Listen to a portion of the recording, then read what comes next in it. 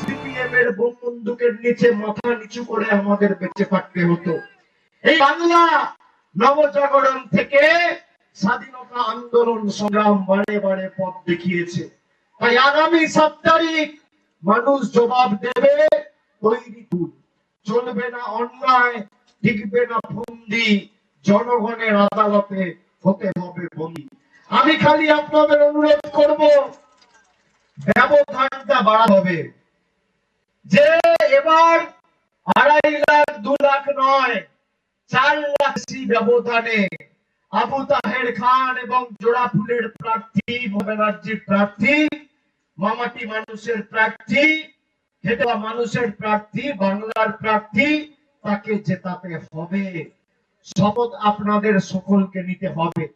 আমরা চেয়েছিলাম বাংলায় বিজেপিকে লড়াই করতে গেলে একমাত্র তৃণমূল কংগ্রেসই পারে এদেরকে উৎখাত করতে। আমরা ইন্ডিয়া জোটের সময় বারে বারে বলেছি যে যে যেখানে শক্তিশালী তার হাত যেখানে আপনারা শক্তিশালী করুন। কংগ্রেসের সর্বভারতীয় নেতা নেতৃত্ব তারা সহমত পোষণ করেছিল। সেপ্টেম্বরের 2 তারিখ মমতা বন্দ্যোপাধ্যায়, আমি দুজনে আমরা গেছি, আমরা উপস্থিত ছিলাম বোম্বেতে, সেখানে ইন্ডিয়া জোটের বৈঠক হয়েছে।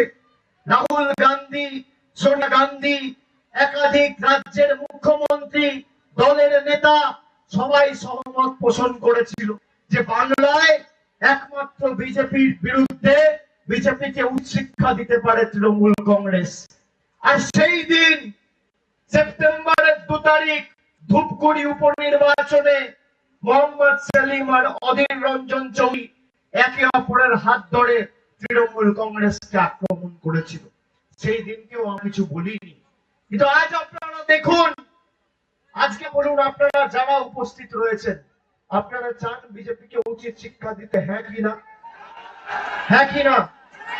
আপনারা চান বাংলা বিরোধীদের বাংলার মাটি থেকে উৎখাত করে ফেলতে, হ্যাঁ কি না? আপনারা চান বহিরাগত নেতাদের বিতাড়িত করতে, হ্যাঁ কি না? আপনারা চান যারা দীর্ঘদিন বাংলার মানুষকে অত্যাচারিত নিপীড়িত করে রেখেছে তাদের উচিত শিক্ষা দিতে, হ্যাঁ কি না? উচিত শিক্ষা কে দিতে পারে? কে দিতে পারে? কে দিতে পারে? তাহলে কার হাত শক্তিশালী করবেন? কার হাত শক্তিশালী করবেন? এদের ভোট দেওয়া মানে বিজেপিকে মদত করা।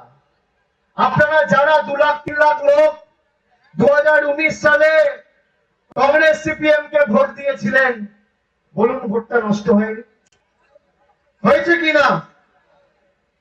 আপনি 7 তারিখ যখন বাড়ি থেকে বেরিয়ে পোলিং বুথে যাবেন, 1 নম্বর বোতামটা এত জোরে টিপবেন যেন ভূমিকম্প দিল্লির বুকে হয়। অনেক রাজ্যে কংগ্রেস ক্ষমতায় রয়েছে, কেরালায় সিপিএম ক্ষমতায় রয়েছে, এনডিএফ সরকার পেরেছে এদের উচিত শিক্ষা দিতে। আমাদের দল ভাঙাতে এসেছিল 2021 সালে, আমাদের দল ভাঙিয়ে ভেবেছিল তৃণমূল কংগ্রেসকে দুর্বল করবে। তারপর কি দেখলেন? আপকি বার 200 পারের স্লোগান দিয়েছিল, 77-এ আটকে গেছে। আর বিজেপির নেতারা এখন লাইন দিয়ে রয়েছে তৃণমূলে কবে ঢুকবে। আমরা দরজা বন্ধ করে রেখেছি, যদি খুলি দল উঠে যাবে। বিজেপি যে ভাষায় বোঝে সে ভাষায় জবাব দিতে অভিষেক বন্দ্যোপাধ্যায় জানে।